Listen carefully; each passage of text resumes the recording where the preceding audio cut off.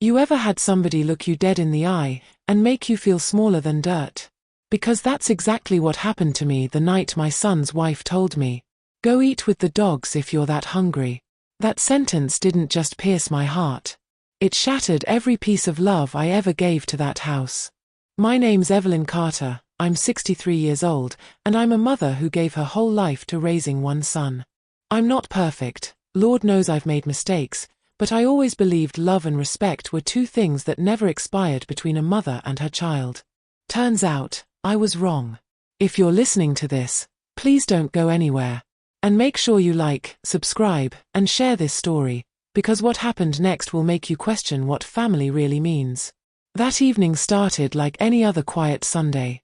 The smell of baked chicken filled the kitchen, the kind my son Marcus used to beg for when he was little. I'd been humming an old gospel tune while setting the table, hoping, just hoping, that dinner might finally feel like family again. But the moment Aisha walked in, the air changed. Her heels clicked against the floor like she owned the rhythm of the whole house. She gave me that look, cold, sharp, and dripping with silent judgment. "Did you cook again, Miss Evelyn?" she asked, not even calling me Mom anymore. "Yes, sweetheart," I said softly. "Marcus always loved my baked chicken." She smirked. "Well, Marcus doesn't eat greasy food anymore. We've moved on from all that." Her words stung, but I smiled anyway. That's what mothers do, we swallow pain like medicine and keep serving love. But something about that night felt different. Marcus sat there scrolling on his phone, pretending not to hear the tension thickening between us. When I asked him to help me bring out the plates, he didn't even look up. And that silence, it said more than any insult could. So I placed the food down quietly, one plate at a time. And right as I sat at the end of the table, Aisha pushed her chair back, looked straight at me, and laughed. "Did you make yourself a plate too?" she asked. I nodded, trying to stay calm. "Of course, baby. I thought we'd all eat together." Her smile faded, and her voice turned sharp. "Then go eat with the dogs if you're that hungry. Because this table is for family." The room went dead silent. Even the clock on the wall seemed to stop ticking. Marcus froze, his eyes darted between us, but he didn't say a word. Not one word.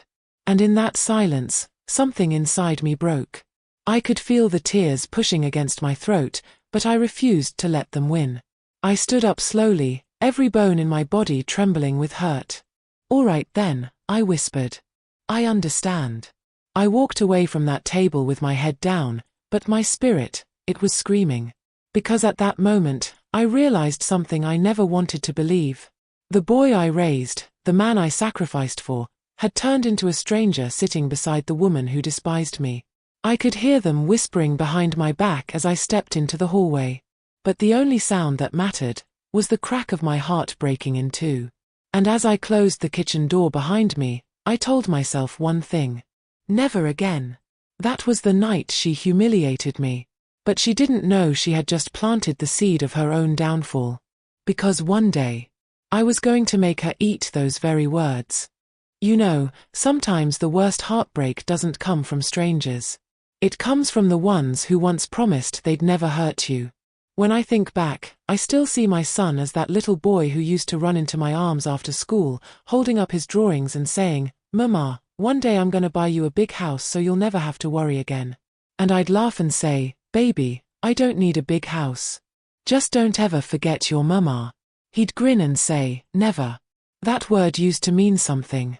But never slowly started turning into silence. The day he brought Aisha home, I could see that he was happy. And that was enough for me. She looked polite, soft-spoken, even kind. I remember hugging her and saying, "Welcome to the family, sweetheart." And she smiled, but there was something in that smile that made my heart hesitate. I brushed it off. Maybe I was just being protective. Every mother gets that feeling when their son's world starts to revolve around someone else. At first, everything seemed fine. We cooked together, laughed together. I'd tell stories while she helped set the table. But little by little, her tone started changing. When I'd ask her something, she'd sigh like I was disturbing her. When I offered to help, she'd say, "No, I've got it," in that sharp way that really meant, stay out of my way. Still, I kept quiet. I thought, maybe she just needs time. Maybe marriage pressure, new environment. I made excuses for her because I didn't want to believe she could be cruel. But what really hurt was watching my son start to mirror her attitude. He used to come home and sit with me every evening, talking about work, laughing about small things.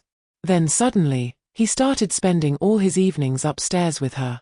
If I knocked on the door to call him for dinner, I'd hear whispers, then silence, and he'd call out, "We'll eat later, Ma." Later never came. One night, I made his favorite, fried chicken with mashed potatoes, the way he liked it since childhood. I waited at the table, watching the food get cold. When he finally came downstairs, Aisha was with him. She looked at the dishes and said, "Oh, that's sweet, but we already ordered takeout." My heart sank. He didn't even look at the food. He just said, "Ma, you should have told us earlier. You know we don't eat late." I wanted to say, "But I cooked for you, baby." Instead, I just smiled and said, "It's okay, I'll save it for tomorrow." I sat there later that night, staring at that plate of cold chicken, realizing that my home didn't feel like mine anymore. And that's when I started noticing other small things, how Aisha always called the house her house, how she'd rearrange things I'd kept for years, how my son started avoiding family gatherings. People say love blinds you, but a mother's love makes her see even when she doesn't want to. I saw the change. I felt it. And I prayed every night, "Lord, don't let my child drift too far from me." But deep down, I think it was already happening. Because soon after that, the respect started slipping too. Tiny things at first, tone, looks, silence. But the silence was louder than any words she could ever yell. And I didn't know it then, but those small cracks were leading to something I would never forget, something that would shatter me completely. You know what hurts the most? Disrespect doesn't come all at once. It creeps in, little by little, until one day, you realize you've become invisible in your own home. It started with her words, soft at first, but sharp enough to cut. Like the morning I was making breakfast. I'd always cooked for the family, but that day, Aisha came into the kitchen, looked at the grits I was stirring, and said, "Oh, you still cook like that?" I turned around, confused. "Like what, sweetheart?" She smirked. "It's just, old-fashioned. My mom says too much oil makes people sluggish." Her tone wasn't playful. It was cold, calculated.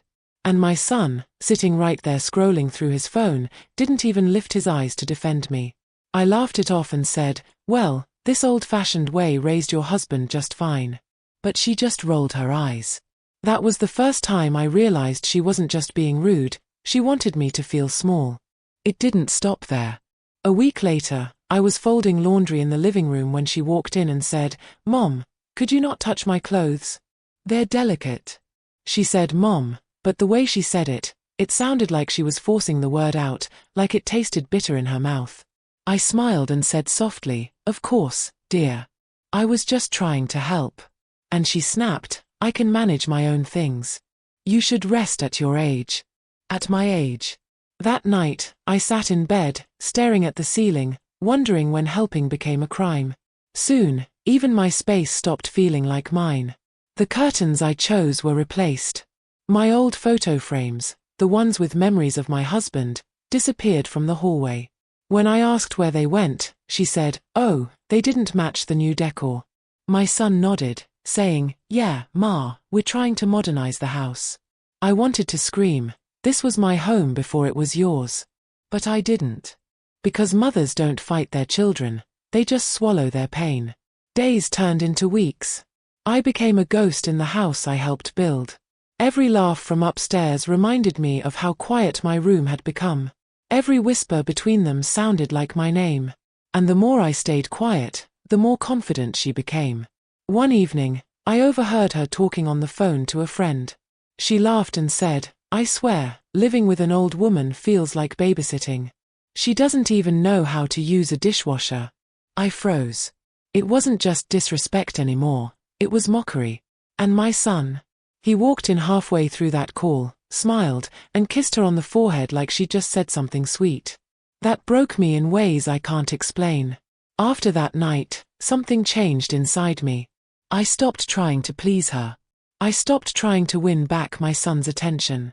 I started saving my tears for the darkness, because that was the only place they were safe. But the cruelest part, even after all that, I still believed she might change. I still hoped one day she'd look at me and see a mother, not an inconvenience. I didn't know the storm she was preparing, the humiliation that was waiting for me just around the corner. If only I'd known what was coming at that dinner table. Some moments stay burned into your memory forever, no matter how hard you try to forget. That night was one of them. The night my own son sat there while his wife told me to go eat with the dogs. It was a Sunday evening.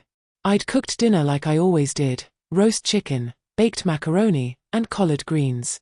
The smell filled the house, and for a moment, it almost felt like old times again.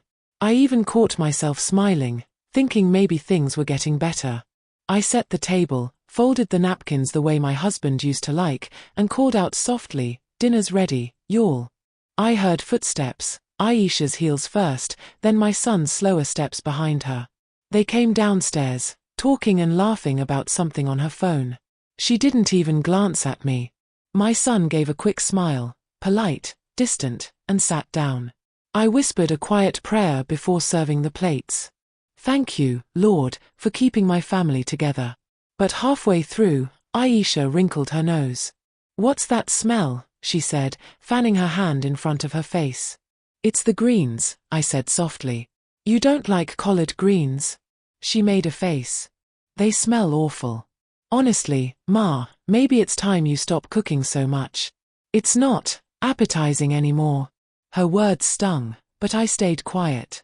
I looked at my son, hoping, begging, he'd say something. But he just kept eating. Aisha leaned back in her chair and said, "You know, I told him we should just eat out more. But he says you'd get upset." I smiled weakly.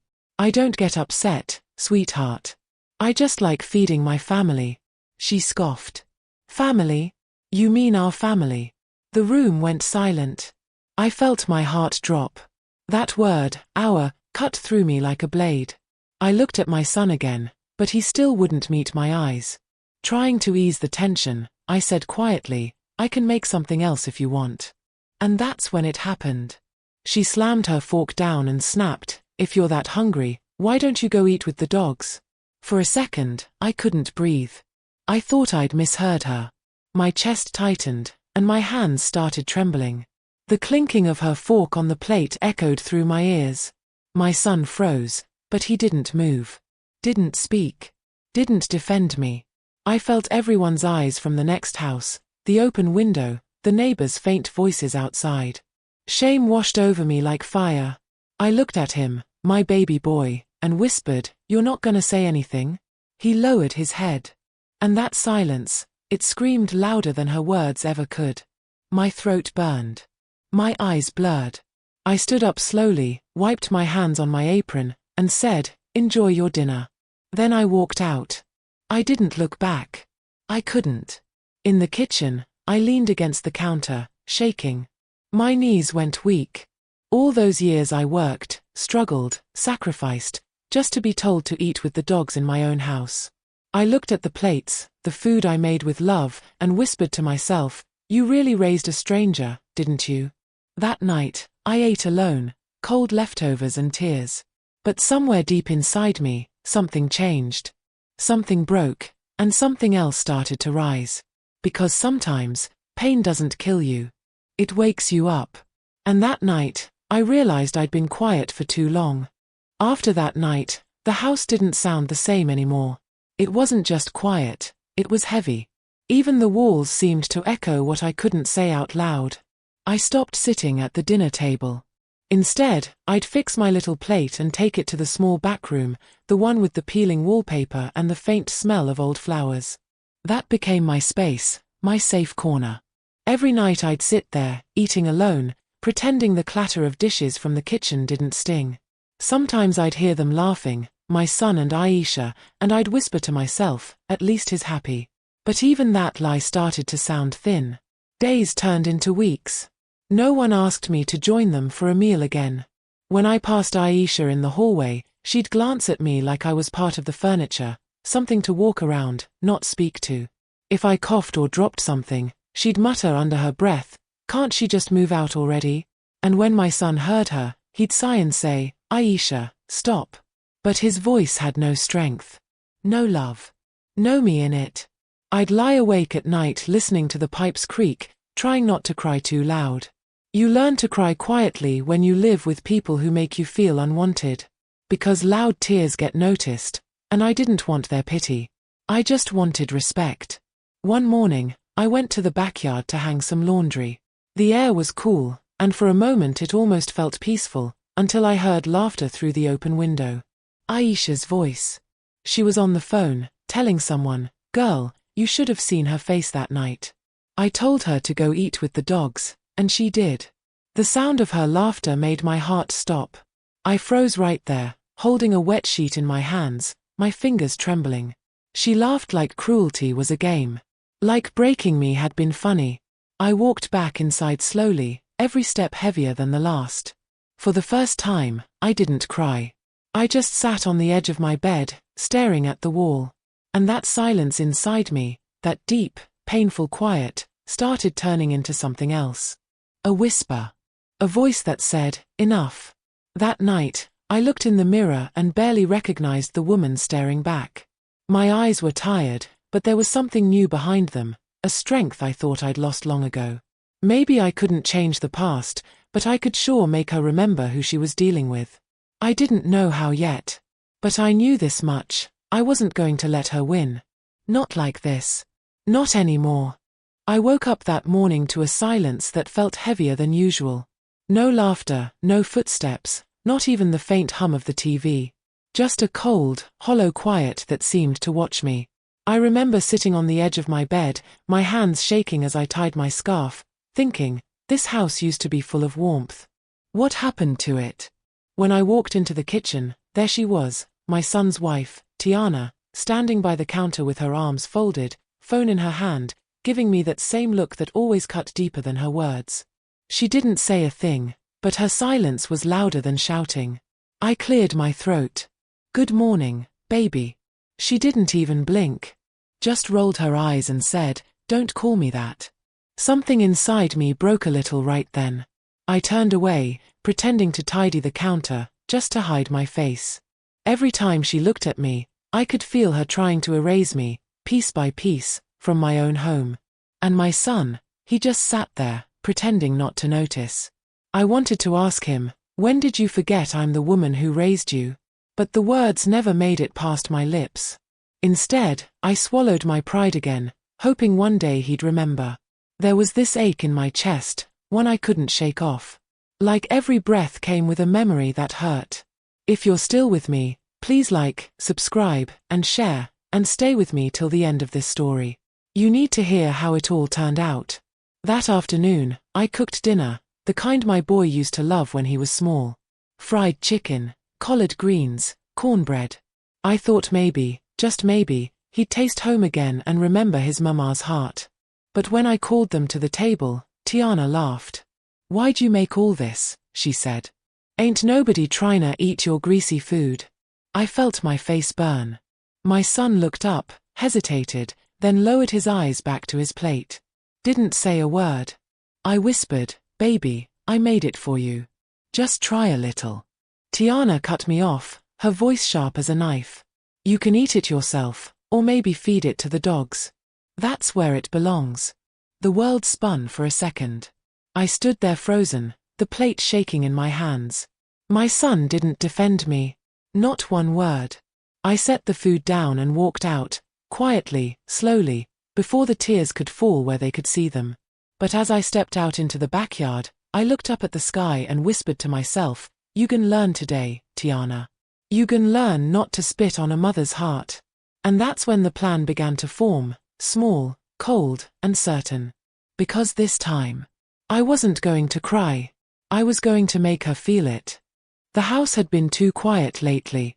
That kind of quiet that makes you hear your own heartbeat. I'd gotten used to walking on eggshells, measuring every word, every step. But deep inside, something in me had changed. I wasn't scared anymore.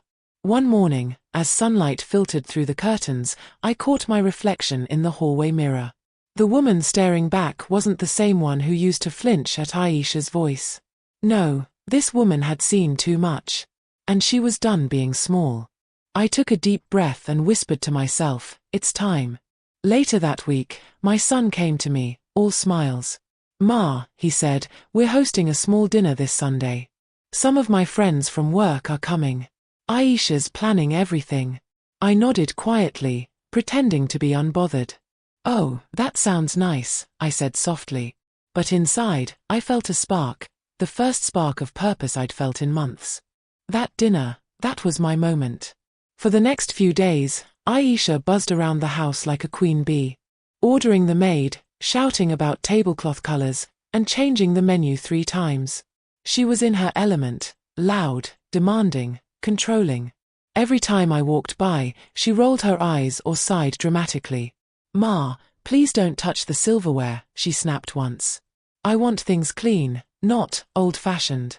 I smiled faintly. Of course, dear, I said. My voice was calm, too calm. It confused her. She was used to seeing me break, not breathe. That night, when the house was quiet, I went into the kitchen. The smell of spices and fresh vegetables filled the air. I touched the old cooking pot, the one my son used to love my soup from when he was little. It felt right in my hands again. Like a part of me was coming back home. The next morning, I offered gently, Aisha, would you like me to cook one of the dishes for the dinner? She looked up, surprised and suspicious. You, she scoffed.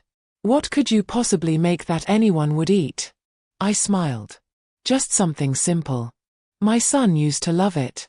She laughed under her breath. Fine. But don't mess up my table, okay? Her tone stung, but I let it slide. I had something better planned. Over the next 2 days, I cooked quietly. No fuss, no noise, just slow, steady work. A little love, a little patience, and a whole lot of silent strength went into that meal. Every stir of the spoon was like a whisper to myself, I'm still here. Sunday came fast. The house glittered with fake smiles and expensive perfume. Guests started arriving, my son's friends, some neighbors, even the local pastor. Aisha was glowing in her new dress, walking around with that smug pride that made my chest ache. I stayed mostly in the kitchen, finishing up my dish. When it was time to serve, she walked over and said sharply, remember, Ma, you just bring the soup. I'll handle everything else. I nodded. Of course, sweetheart. But the way I said sweetheart made her blink. There was something in my tone she couldn't place, something calm, steady, and a little dangerous. Dinner began. Everyone sat at the table, laughing, eating, complimenting Aisha's dishes. She basked in their praise, smiling wide. Then I quietly stepped forward and placed my pot in the center. The smell hit first. Warm, rich, comforting, the kind of smell that brings back childhood memories. My son's friend looked up. Wow, that smells amazing. What's this? Before Aisha could speak, my son smiled softly. That's Ma's soup. I haven't had it in years. Aisha's smile froze. But she stayed silent. Everyone took a spoonful. And just like that, the room went quiet, that good kind of quiet. Then someone said, this is delicious. Another chimed in, reminds me of my grandmother's cooking. Aisha shifted in her seat, her jaw tightening. I kept my eyes low, pretending not to notice. Then one of the guests asked, Aisha, did you make this? She opened her mouth, but before she could answer, my son said proudly, no, my mom did. She used to cook it for me all the time. The words hung in the air like soft thunder. For the first time, Aisha looked small. Her cheeks flushed. She forced a laugh. Oh, that's nice. But I could feel the heat of her embarrassment. Every smile around that table chipped at her pride. I didn't say a word. Didn't gloat. Didn't smirk. I just let the truth sit there, calm and loud in its own way. When the guests started leaving, one of them turned to me and said, you really should open a small restaurant or something. That was one of the best soups I've ever had. I smiled humbly. Oh, no, I just cook for family. But my eyes met Aisha's, and she knew. She knew the balance had started to shift. Later that night, after everyone went to bed, I sat by the kitchen window.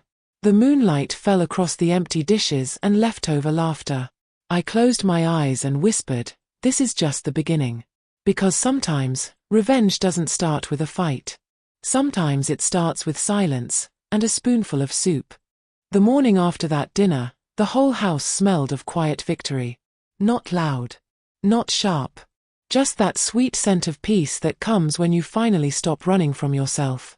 I woke early, made tea, and stood by the window watching the light crawl across the yard. Even the birds seemed softer that day. But behind me, I heard the sharp click of Aisha's heels. Fast. Angry.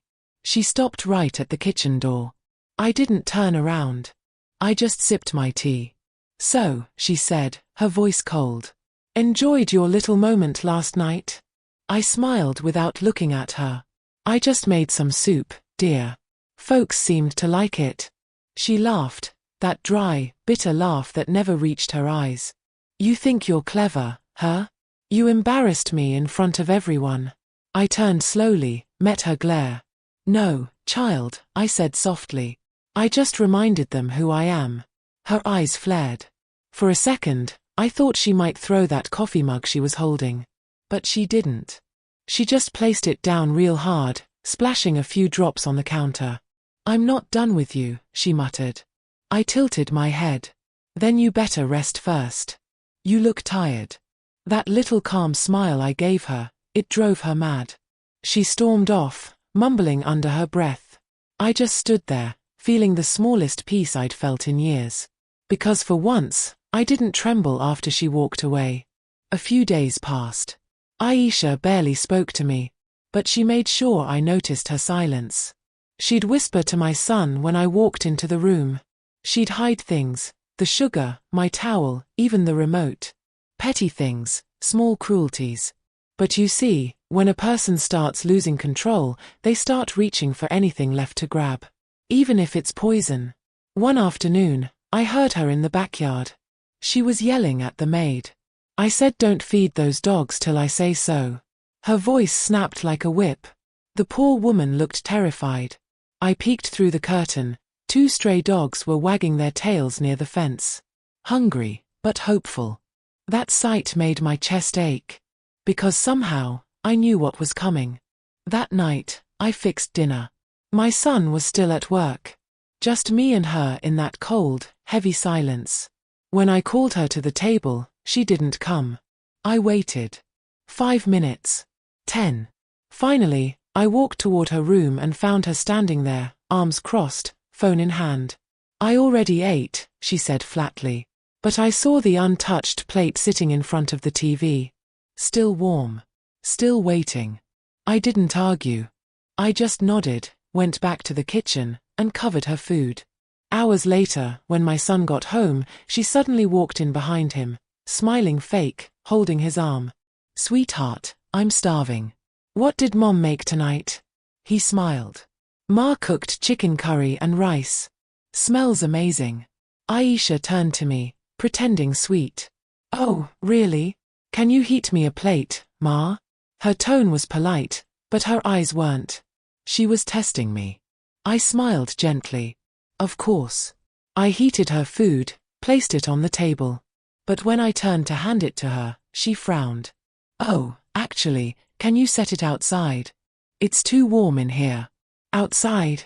I asked softly. "Yes, on the back porch table. I want some fresh air." I hesitated, but did as she said. I placed the plate on the old wooden table outside.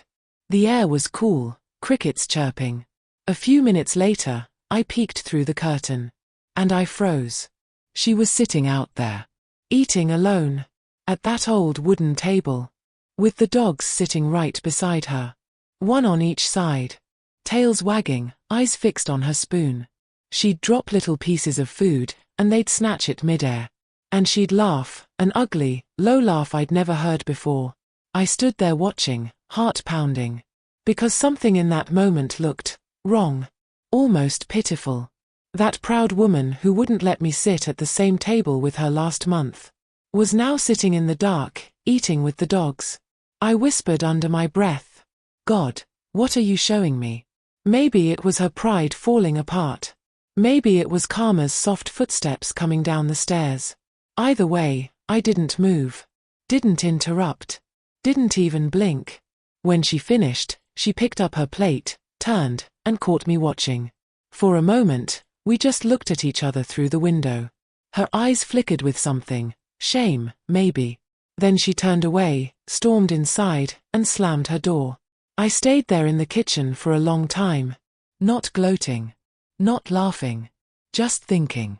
Because sometimes, you don't need revenge. Sometimes God shows you everything without you lifting a finger. The next morning, she didn't come downstairs. Didn't speak. Didn't eat. But the dogs were back at the porch, tails wagging, waiting for her.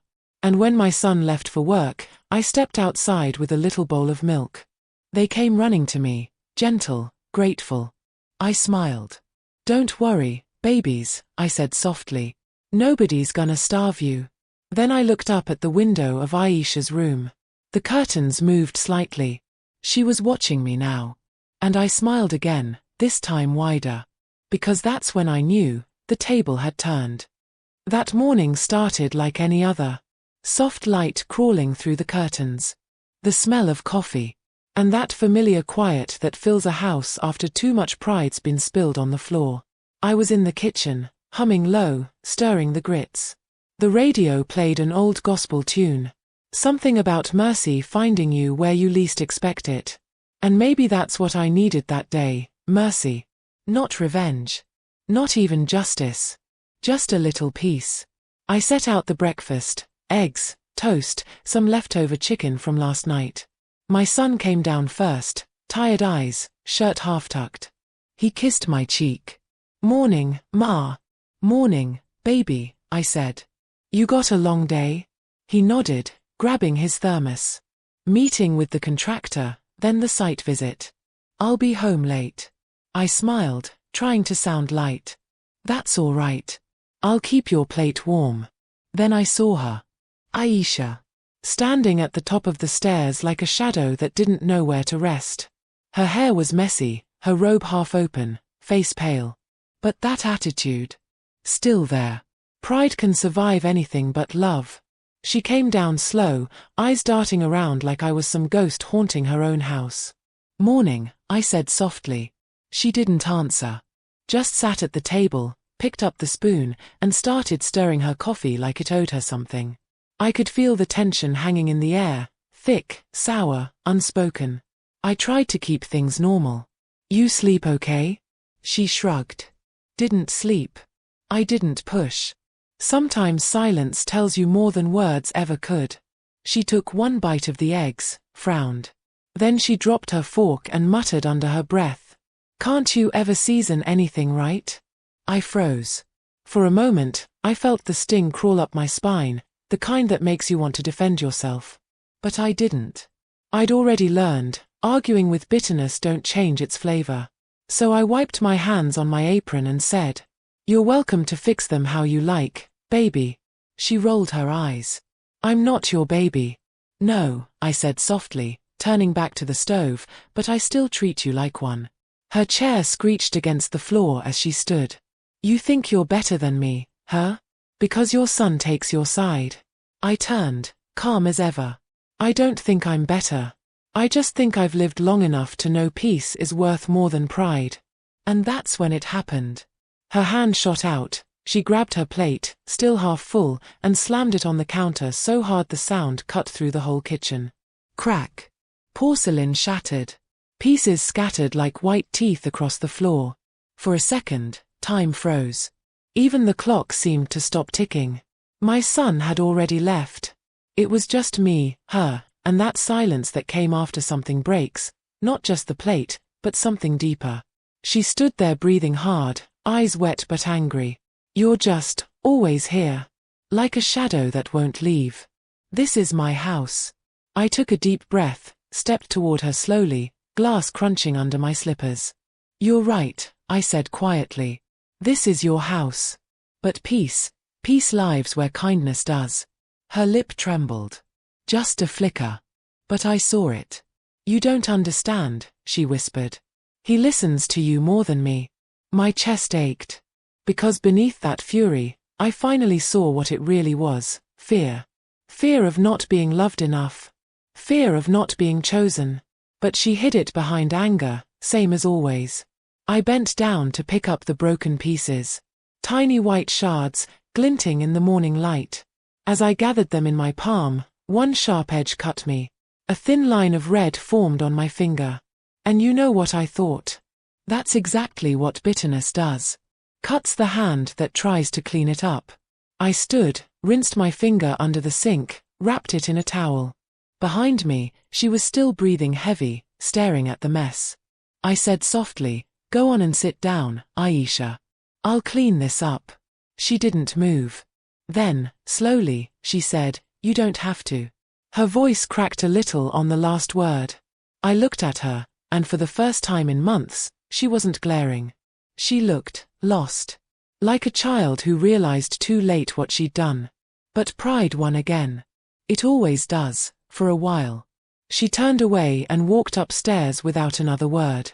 I watched her go, holding the towel tight around my bleeding finger. Then I whispered to the empty room, "Lord, give me strength not to hate her." That evening, my son came home, and I heard them arguing upstairs. Her voice sharp. His voice tired. I didn't go up. I just sat in my chair, rocking slow, the sound of that plate still echoing in my head.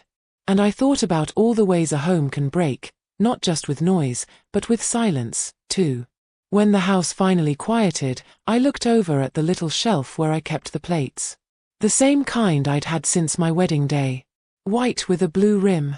Only now, one was missing. I smiled faintly. Guess everything that breaks don't always need fixing. The next morning, when I came down, there was a new plate on the table. Same kind, same color. Brand new. And next to it, a note in Aisha's handwriting. I replaced it. "Sorry for yesterday." Just that. No mom. No heart.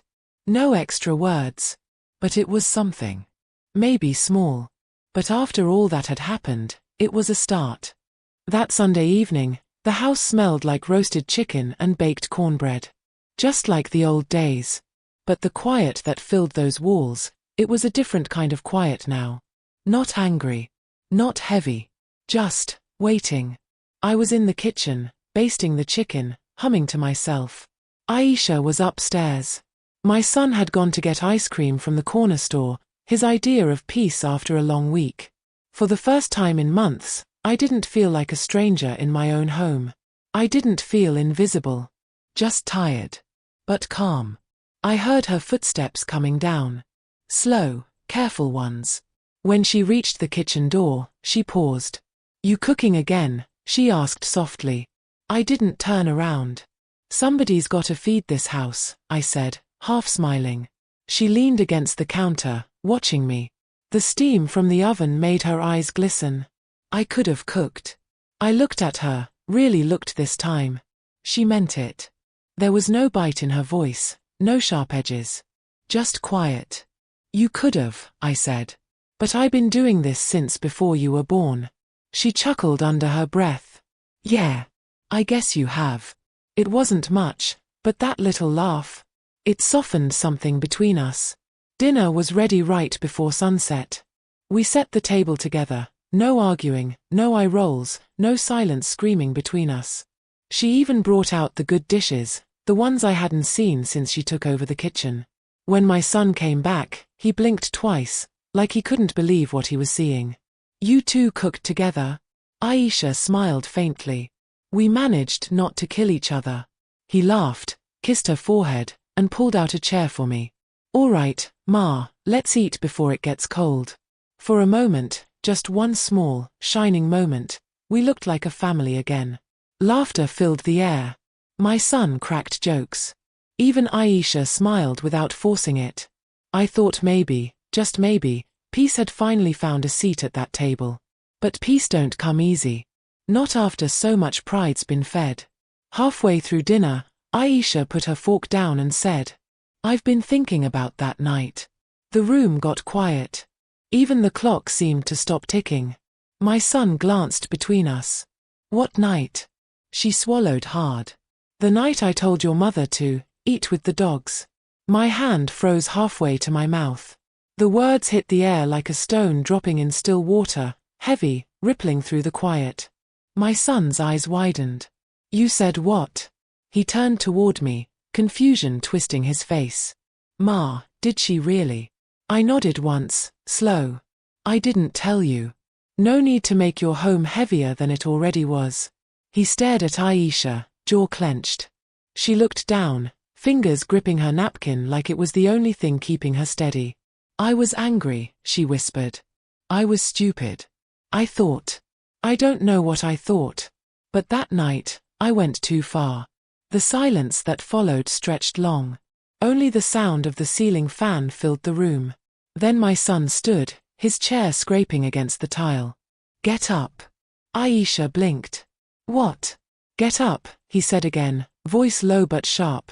He pointed toward the back door. Go sit outside. You eat there tonight. Her eyes filled instantly. Wait, no. You told my mother to eat with the dogs, he said, trembling. Now you'll see what that feels like. I stood too, my voice calm but firm. Enough. He turned to me. No, Ma. She needs to learn. I stepped closer, touched his arm. She will. But not this way. I looked at Aisha then, her eyes red, her lips quivering. And I saw myself. Not the woman she hurt, but the woman I could have become if I let hate win. So I said, softly, no one deserves to eat with the dogs. Not even the one who told me to. Tears slipped down her cheeks. She looked at me like she didn't understand mercy could sound so quiet. I walked to the counter, grabbed a plate, and filled it with food. Then I pushed it toward her. Eat, child, I said. Right here. With us. She hesitated, then slowly sat down again. No one spoke. We just ate. In silence. But it wasn't the same kind of silence anymore. It was healing now. Like a wound that finally decided to stop bleeding. When dinner was over, my son went upstairs, needing a moment alone. Aisha stayed behind to help me clean up. We washed dishes side by side. No words, just the sound of running water and plates clinking gently. Then she said, barely above a whisper, I don't deserve your kindness. I didn't look up. You're right, I said quietly. But kindness ain't about who deserves it. It's about who needs it. Her lip trembled again. She nodded. I'll do better, she said. I promise. I dried my hands, looked at her, and smiled, not out of forgiveness, but out of release. You don't owe me promises, baby. Just don't repeat the pain. Later that night, when everyone had gone to bed, I sat by the window with a cup of tea. The moonlight spilled through the curtains, soft and silver. I could hear the dogs outside, barking faintly in the distance.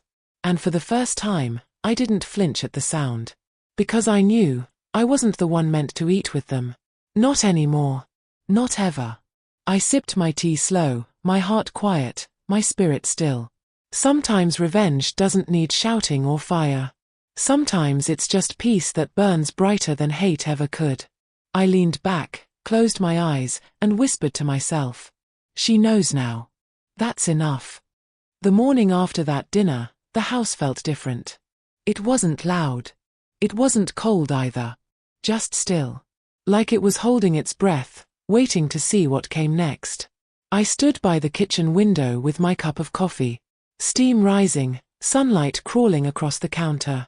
For once, that quiet didn't hurt. It comforted me. It meant the storm had passed. I could hear Aisha upstairs moving around. No shouting. No orders. Just the soft creak of floorboards. Even that sound felt peaceful now. I thought about all the nights I sat alone in that back room, wondering if my son would ever see me again, really see me. Wondering if that woman would ever realize what she had done. And here we were, standing on the other side of it. Not perfect. But changed. The smell of fresh biscuits drifted through the kitchen. And when I turned, there she was, Aisha, holding a tray with both hands.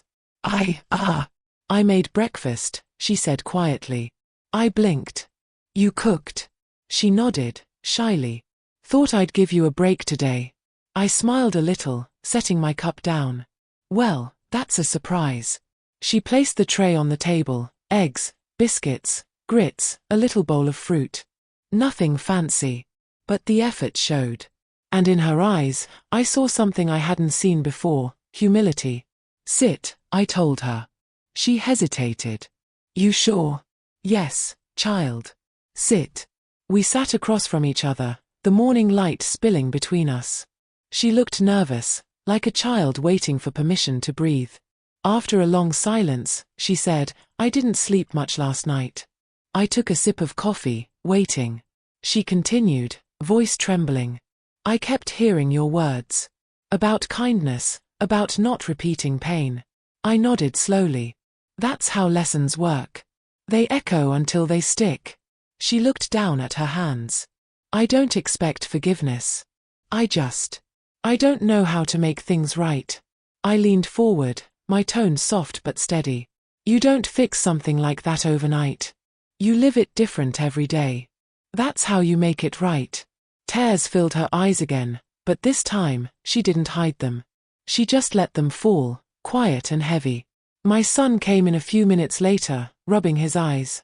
He looked at us sitting there, breakfast already made. And for the first time in so long, he smiled, a real one. You started without me, he joked, sitting down. Aisha wiped her face, managing a small laugh. I figured I owed your mama at least one meal. He reached across the table, took her hand, then looked at me. Ma, I'm sorry. For everything. I should have protected you. I shook my head gently. You can't rewrite what's been done, baby. But you can learn from it. That's all I ever wanted. He nodded, voice breaking a little. I will. The three of us sat there for a long while, eating in silence. Not the same silence as before, not the heavy one full of anger and hurt. This one was light. Healing. Like the sound of rain after a long dry spell. After breakfast, Aisha started cleaning up again. But this time, I stopped her. Leave it, I said. Let's take a walk. She looked surprised, then nodded quickly. We stepped outside, into the morning breeze. The sky was soft blue, the air smelled like wet grass and hope. The dogs were lying in the yard, half asleep in the sun. I paused, watching them. A faint smile touched my lips. Aisha followed my gaze. They look peaceful, she said quietly. They are, I answered. They don't hold grudges. Maybe we can learn a thing or two from them. She chuckled, her voice small but sincere. I'll try. We walked down the street together, slow, quiet steps. Neighbors waved, curious but kind. Some of them had seen what happened that night. They whispered back then. But now, they smiled.